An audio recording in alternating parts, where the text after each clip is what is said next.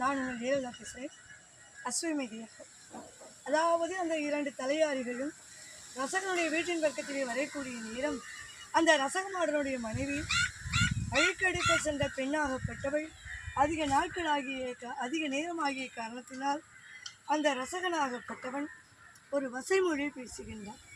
அதாவது அழுக்கெடுக்க போன பெண்ணா, நீ இப்படி இவ்வளவு நேரம் ஆன காரணம் என்ன, காரணத்தை சொல்லி என்ன. உடனே அந்த பெண்ணாகப்பட்டவள், சுவாமி, சோறு வாங்க போன என்னை நீங்கள் சொல்லி வசை பேசக்கூடாது என்று சொல்கின்றார். அதற்கு அந்த ரசகனாகப்பட்டவன் சொல்கின்றான், அன்று சீதை இதனை ராவணன் சிறையெடுத்து சென்ற பெண்ணை கூட்டி வந்து முகத்திலே வைத்து கொஞ்சிக் கொண்டிருக்கின்றார் கோபால ராமன். ராமனுடைய குலத்தை போலாக இந்த ரசகனுடைய குலத்தை எண்ணக்கூடாது என்றார். இந்த உலகத்திலே வண்ணார் குலம் ஒன்றுதான் வடுப்படாத